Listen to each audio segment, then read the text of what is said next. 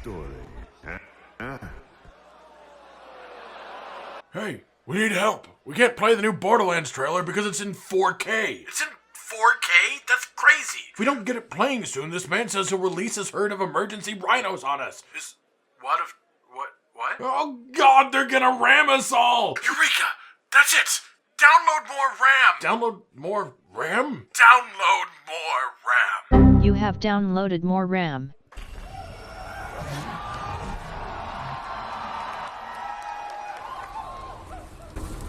Ladies and gentlemen, get your meat bicycle hitched onto my caboose because you have just won a first-class ticket on the poop train. Borderlands 3 is finally coming, and even more importantly, Brick is the newest registered member of Wham!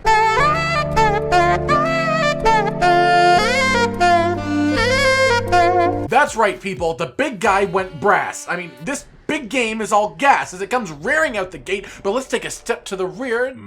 No, not that one. And look at these 10 reasons that you should be frothing at the mouth for this game to release. Number 10.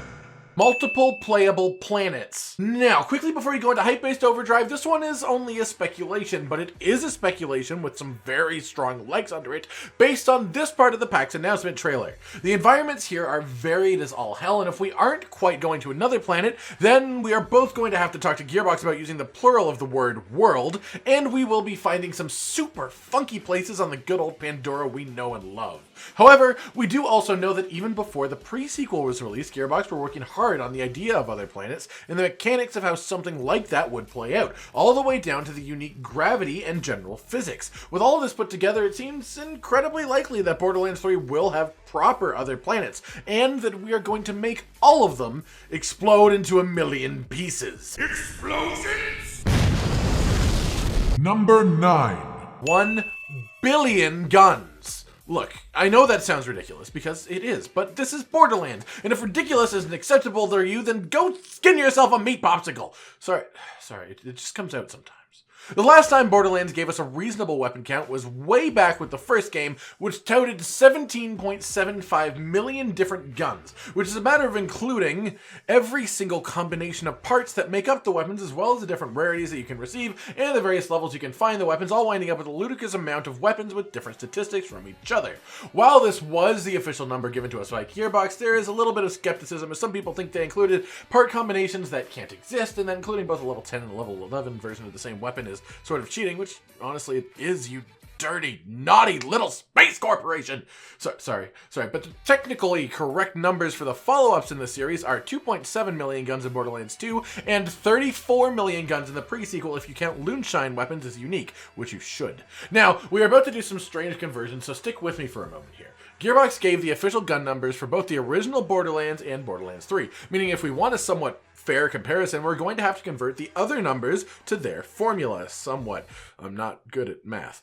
Borderlands 2 was touted as having many more guns than Borderlands, so let's change that number up to double what they said the original had, and say Borderlands 2, by their system, has 34 million guns. If we apply the same multiplier from the community counts from Borderlands 2 to the pre-sequel, then that puts the pre-sequel gun count all the way up to 578 million guns. And for those of you who did play the pre-sequel, though I know that crowd is smaller than the other games, you know you couldn't even begin to find the end of the guns in that game. This game here, this Borderlands the Third, the son of Borderlands the First, this baby has almost double that number of guns. So if you like collecting the most badass of weapons you could possibly hope to ever see, then this game right here is going to give you some serious options. Number 8. Laser guns. Frickin' laser beam! That's right, some of the aforementioned guns are actually fucking laser cannons. For some people, this won't be too important to mention. After all, there were laser weapons in the pre-sequel. But there were also ice weapons, which Gearbox themselves stated as being a little out of place in the Borderlands franchise.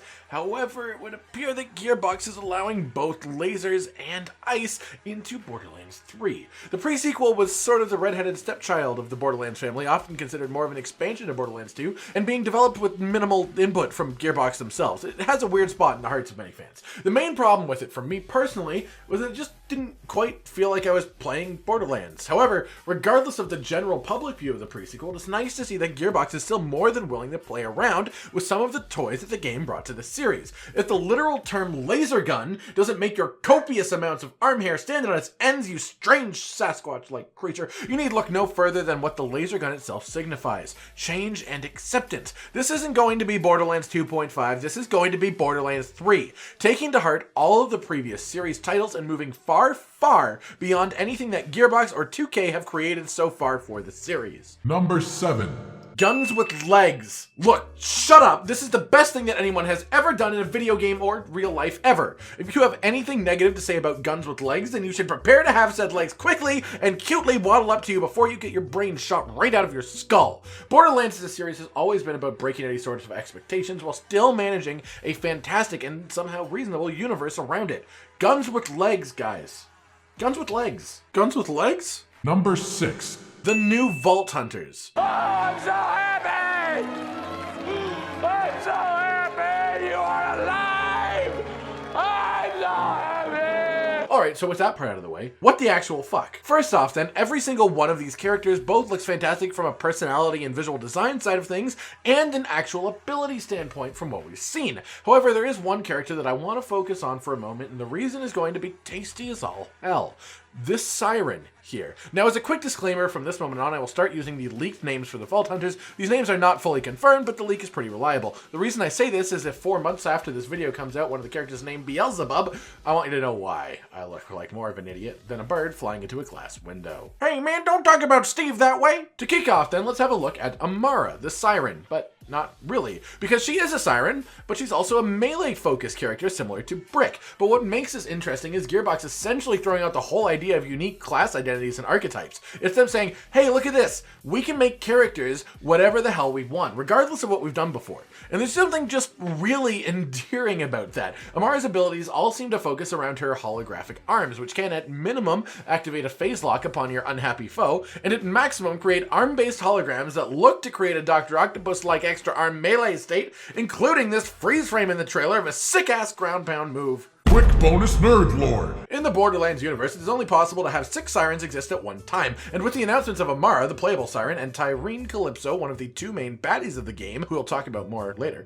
puts us at 5 known living sirens as well as 1 dead one that we know about, which puts us at the full cap of sirens in the universe unless something crazy happens. And bonus nerd lore. So let's quickfire a little here then. Zane, the operative, sports a gentleman hitman sort of look and is backed up by the ability to summon a duplicate of himself, similar to Doppelganger Jack, the DLC character for the pre-sequel, or similar to Zero himself. However, I'd say Zane will definitely play more like the latter. Flack, the Beastmaster and robotic overlord of wearing many coats and of controlling animals and monsters with AI technology. That's right, you can have your own pet Skag. Both rumors and logic say that Flack will have a minimum of 2 more pets to choose from at the very least, as the other 2 skill trees at his disposal. And the final character to mention is Mose, the bot jock, which fills the usual soldier role in a Borderlands game, but fills it with her own unique twist, and that twist is her mechanical skills. The first thing of note is this tire car, which, while closer to the regular vehicles in the game, is just different enough that I'd say it might belong to her.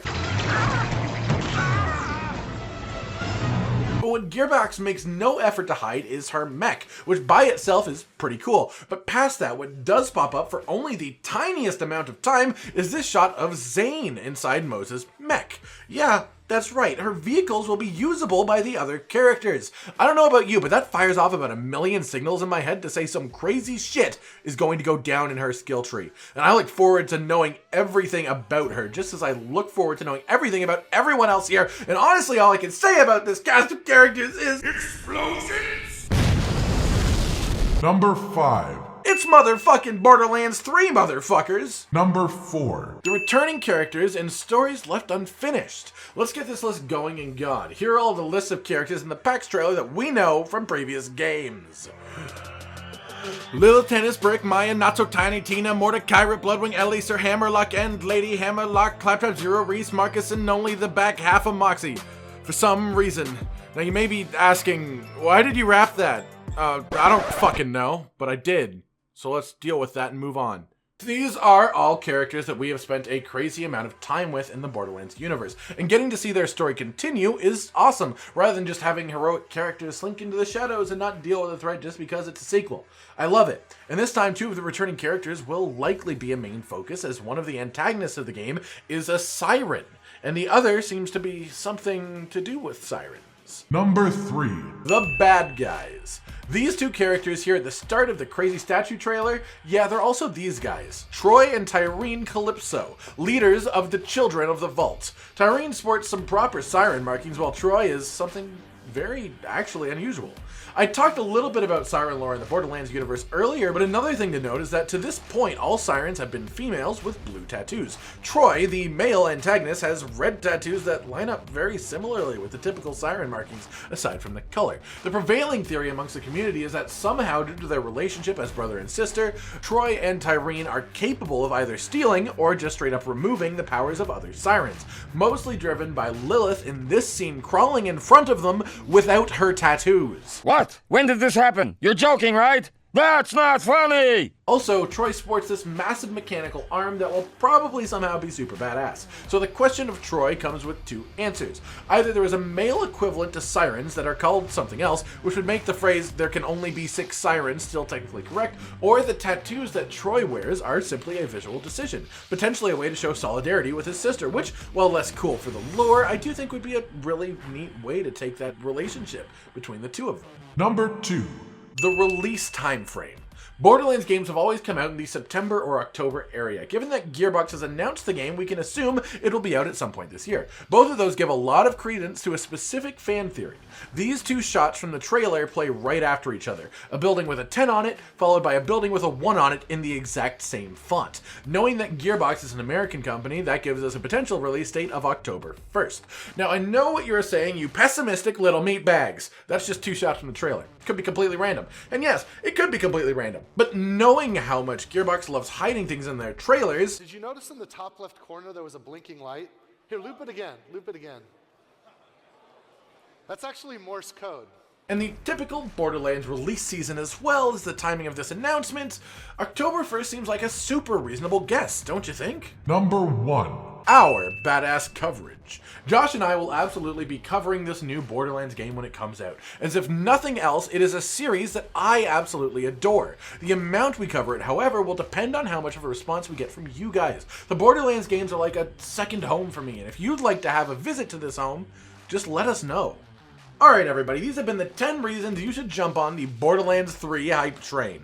I've been Cotton Dinosaur. Like if you liked the video, subscribe for more, and most importantly, ladies and gentlemen, until next time, stay sweet.